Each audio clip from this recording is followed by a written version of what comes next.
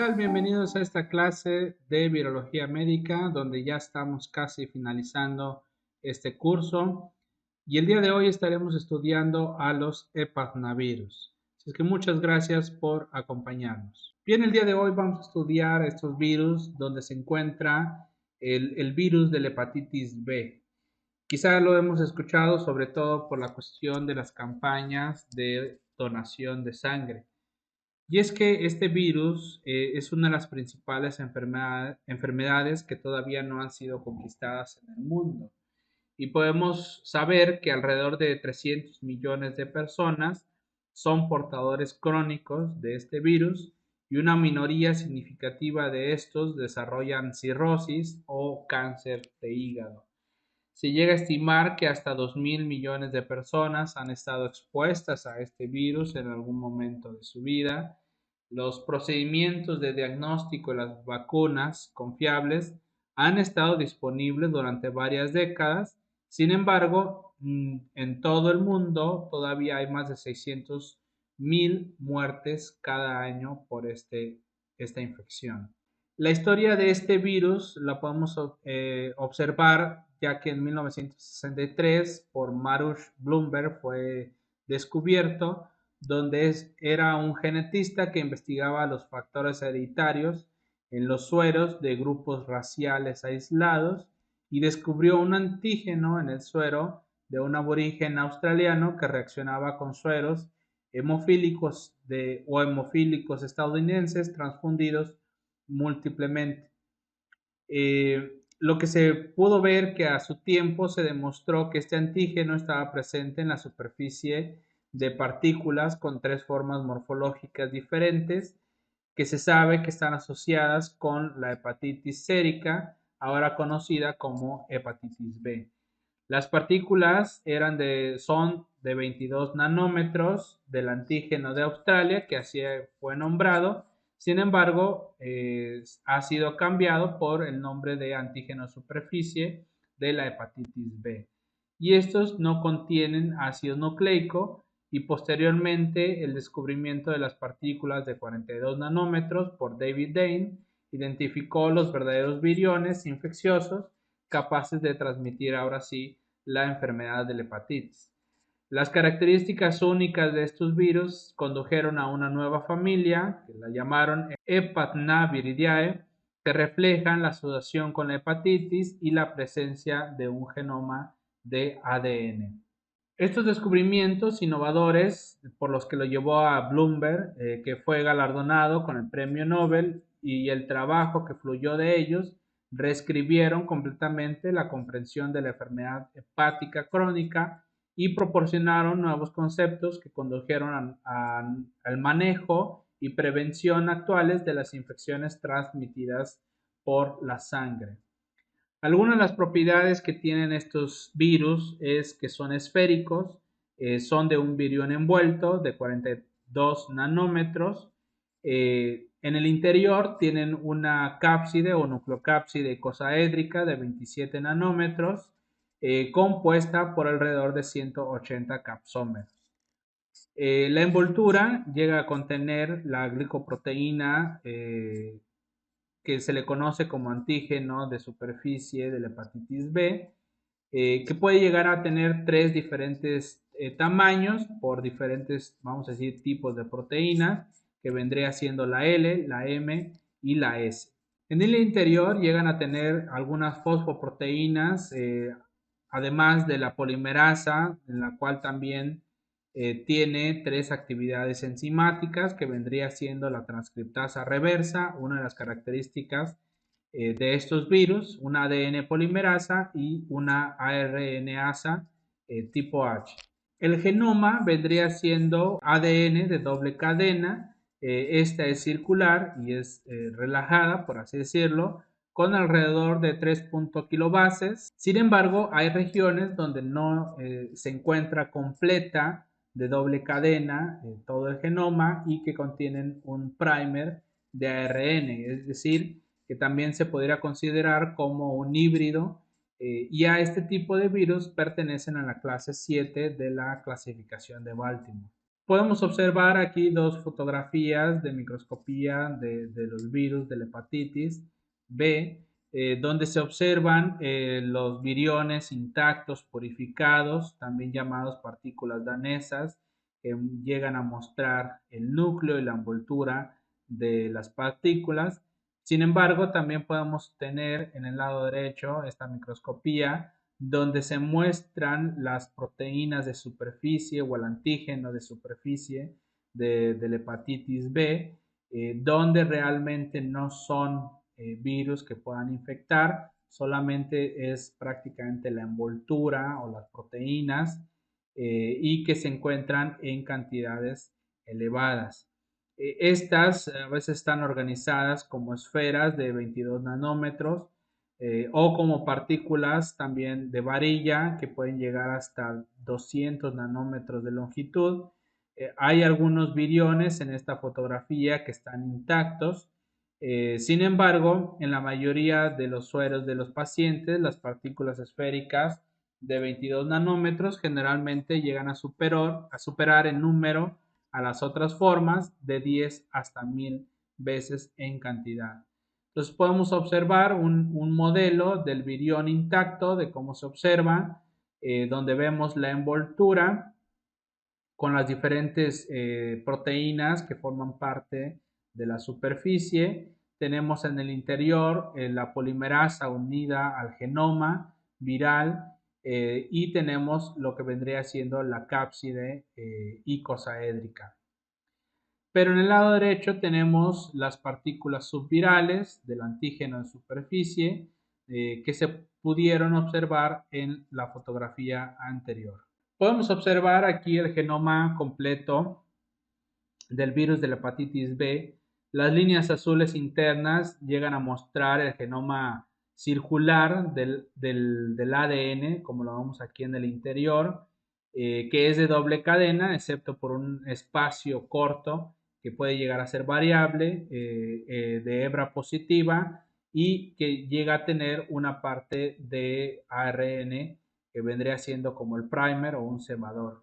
El ADN parcialmente de doble cadena se convierte en completa de doble cadena al completar la hebra de sentido positivo y la eliminación de una molécula de proteína de la hebra de sentido negativo y la secuencia corta de ARN. Esto para completar, por así decirlo, todos los genes que van a ser codificables. Las bases no codificantes se eliminan de los extremos de la hebra del sentido negativo y los extremos se vuelven a unir. Los círculos más externos muestran los 4 genes conocidos que vendría siendo el C, X, P y S. La proteína central y la proteína de prenúcleo están codificadas en el gen S, gen C, perdón, como lo podemos observar aquí. La ADN polimerasa está codificada en el marco de la lectura abierta del P, como lo observamos en toda esta. El marco de lectura abierto S o RFS codifica el antígeno de superficie que tiene un marco de lectura abierto largo, pero contiene 3 codones de inicio que dividen el gen en 3 secciones y debido a los múltiples codones de inicio se traducen diferentes polipéptidos de diferentes tamaños, como ya lo mencionamos anteriormente. La función de la proteína codificada por el gen X, como lo observamos aquí abajo, no se ha llegado a entender completamente, pero se ha mencionado que está asociado al desarrollo del carcinoma hepatocelular. Los círculos verdes muestran las diversas especies de ARN mensajero y el ARN pregenómico, que es el de mayor longitud de la unidad y es la plantilla para la síntesis del genoma del ADN viral por transcripción inversa. Podemos observar el ciclo de replicación del virus de la hepatitis B. Como paso número 1 lo podemos observar aquí en la parte superior, donde el virión se une al hepatocito susceptible, muy probablemente a través de una interacción débil con proteoglicanos de sulfato de heparina que están asociados a la célula y luego a través del receptor de alta afinidad, que es un polipéptido cotransportador de taurocolato de sodio y que puede llegar a favorecer la entrada de los virus. Como paso número 2, se desconocen los detalles de la entrada específicamente y la extracción, aunque se cree que la caveolina del tipo 1 de la célula huésped ha estado implicada en la entrada. Entonces, el núcleo viral es transportado al núcleo, presumiblemente a lo largo de los microtúbulos. Como paso número 3, como lo podemos observar en esta parte, el núcleo se une a las proteínas en el poro nuclear y el genoma viral se libera en el núcleo. Entonces ya aquí, como paso número 4, la reparación de la cadena de ADN separada probablemente se realiza mediante enzimas celulares y el producto es una forma circular covalentemente cerrada que vendría siendo llamada y que lo podemos observar como CCC de ADN. Que esta vendría a asociarse con las histonas para formar un tipo de mini cromosoma.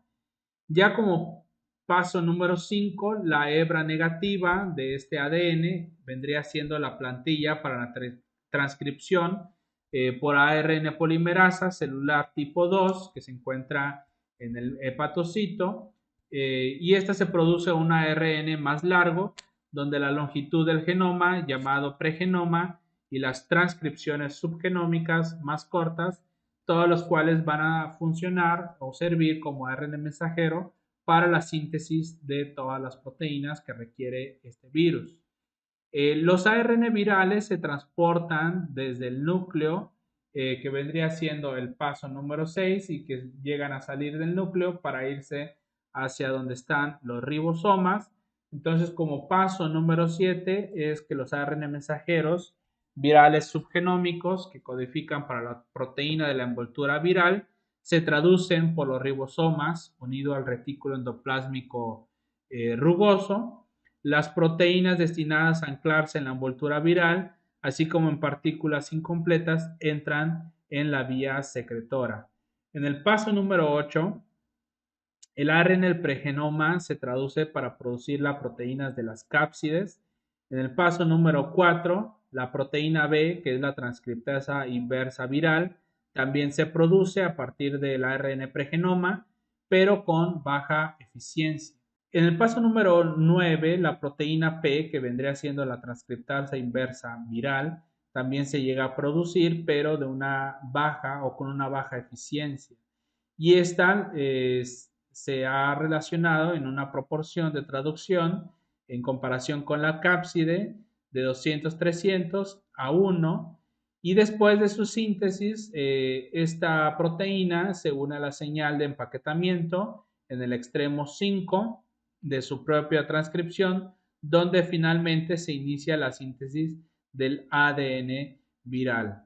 Entonces, en el paso número 10, simultáneamente con la formación de la cápside y ayudado por las chaperonas de proteína de choque térmico del huésped, se hace un complejo de proteínas de ARN y de la transcriptasa inversa, donde se empaquetan y la replicación del ADN se prepara a partir de un residuo de tirosina en la polimerasa.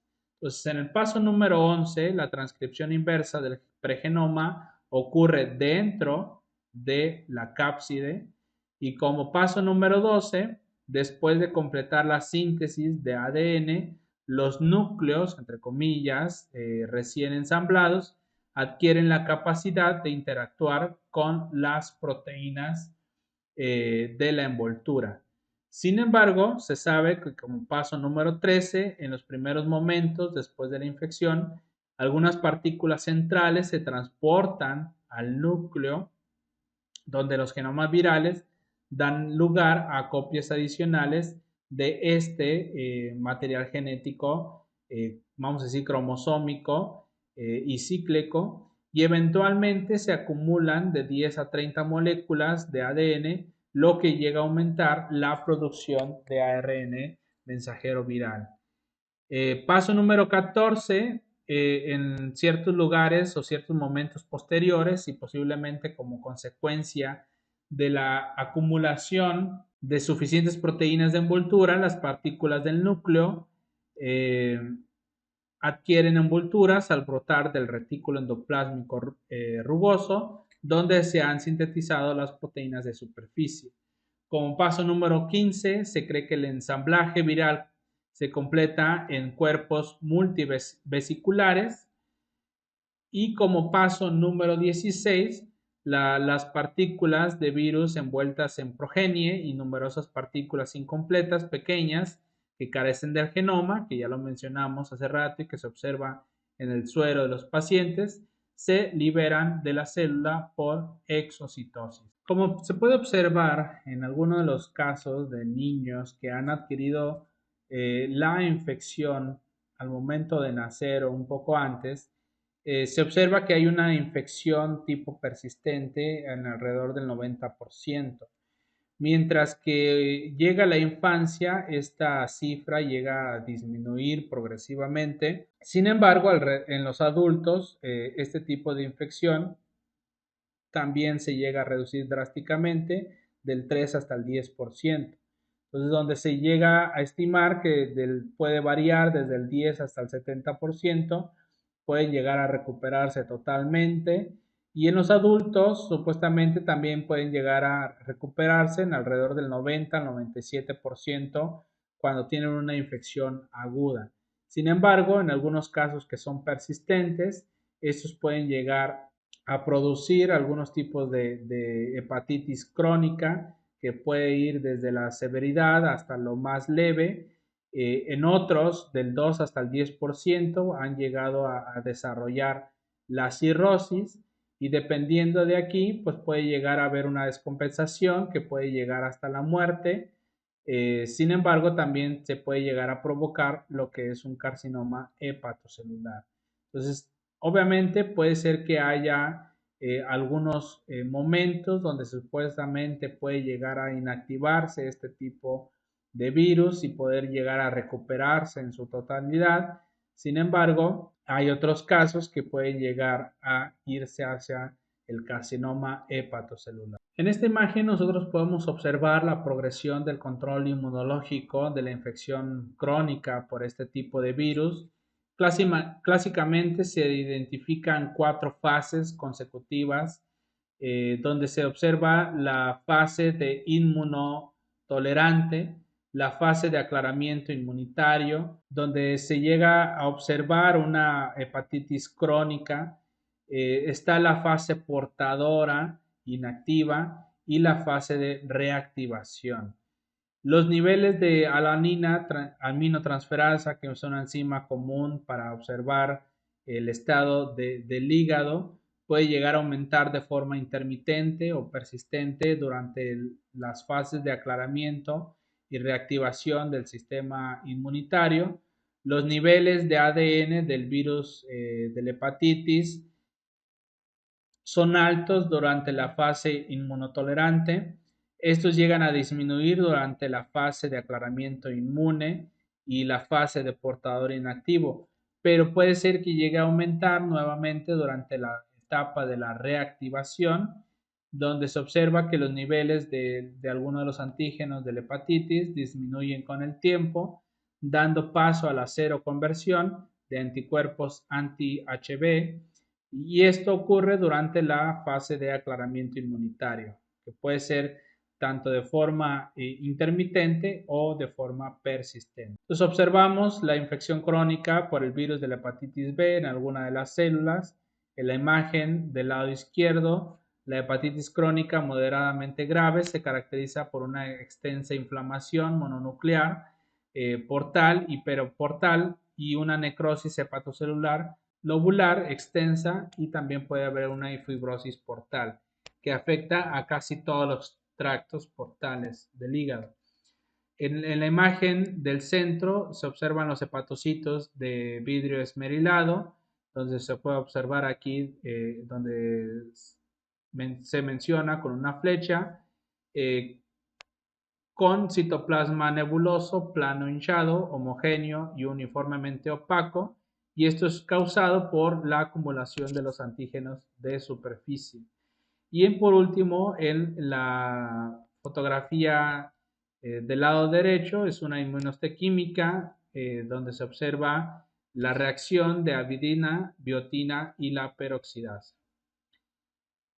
Podemos observar en la parte clínica los cambios patológicos y moleculares durante el desarrollo del cáncer del hígado, donde se sabe que después de la lesión hepática incurrida por cualquier de los varios de diferentes factores, en este caso estudiado por el virus de la hepatitis B, donde la pérdida celular por necrosis se llega a compensar con la proliferación de los hepatocitos.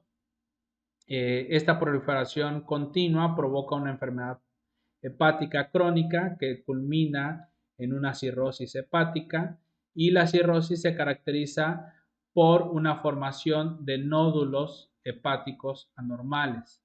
La acumulación de mutaciones desencadenadas por la inestabilidad del genoma llega a conducir a los nódulos hiperplásicos, a los nódulos displásicos y en última instancia a un carcinoma hepatocelular. Podemos observar aquí dos gráficas de los perfiles serológicos típicos de algunos de los antígenos y de los anticuerpos, donde se observa en la gráfica de arriba o superior una infección por hepatitis B de resolución aguda, y observamos aquí que en algunos de los casos algunos antígenos disminuyen hasta alrededor de los 6 meses.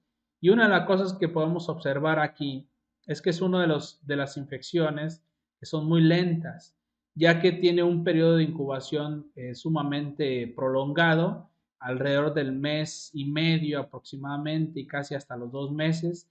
Puede ser que se lleguen a observar o a tener en cuenta el aumento de las concentraciones de los antígenos de superficie del virus de la hepatitis, donde llega a su máximo pico alrededor de los 3 meses.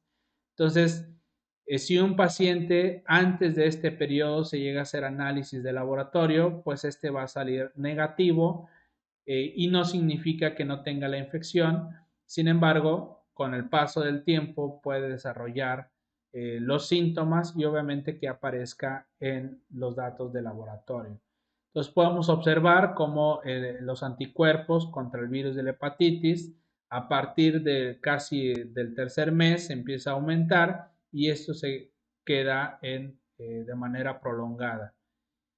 Sin embargo, en los casos de las infecciones agudas que conduce a una persistencia, estos se llegan a mantener en concentraciones elevadas, sobre todo de los antígenos del virus de la hepatitis B y los anticuerpos. Sin embargo, lo que se sabe es que puede haber una integración del genoma viral de la hepatitis B en los hepatocitos, lo cual pues da a que esto pueda ser persistente y llegar a desarrollar las complicaciones más graves en estos pacientes. Hay tratamientos contra este virus, obviamente cada uno tiene algunas particularidades que es importante que se pueda estudiar a profundidad cada uno de ellos.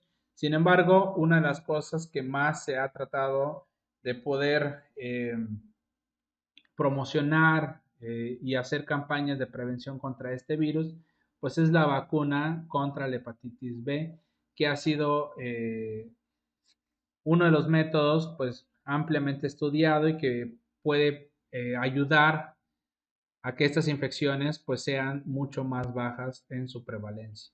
Así es que muchas gracias por su atención. Nos vemos en las próximas clases.